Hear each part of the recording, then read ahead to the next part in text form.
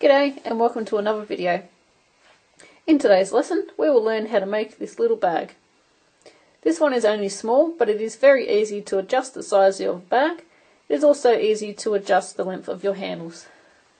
So let's get started on the lesson. For our supplies we're going to need scrap yarn. As you can see, some of these aren't full balls, some of them are. I think that one's pretty full, but I'm just using some scrap yarn in various colours. You're going to need, I'm actually using 2 strands of yarn at the same time.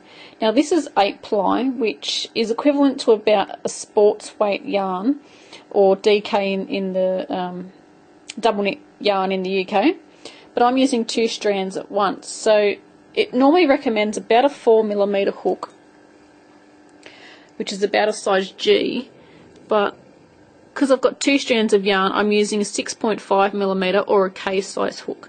You can use 2 strands of worsted weight yarn if you like to. It will give you a really nice thick bag with the worsted weight. It'll be a lot thicker than what this is. And what we need to do is start with the hat pattern. Sorry, had a bit of a blank there. Just starting with the hat pattern. So any basic crown, I will leave a link to the description box below, and that will give you my one with the almost invisible seam. And I've done 1, 2, 3, 4 rows, and of course this is not going to be very big. As you can see, it's not very much bigger than my hand, palm of my hand. So this is only going to be a reasonably small bag, but the more increased rounds that you do, the bigger that your bag's going to be, obviously.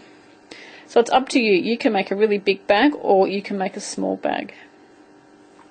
And also there's different handle options that we can use. I'll put some links below to some mesh summer bags that have different styles of handles, but this one is going to be different to that again, so it'll give you a few options. So you're going to need a pair of scissors as usual, a yarn needle to sew in your ends, your crochet hook and your yarn. You don't have to use 2 strands at once if you don't want to, it's completely up to you. I just thought I would try and bust some stash, and I have plenty to bust. So let's carry on with the next bit. Once we have our circle, I've got 1, 2, 3, 4 rows and increase, 1, 2, and then the increase. You can do as many rows as you like, as long as your stitches around the outside are divisible by 2. Then we are good to go. We're going to join our yarn in.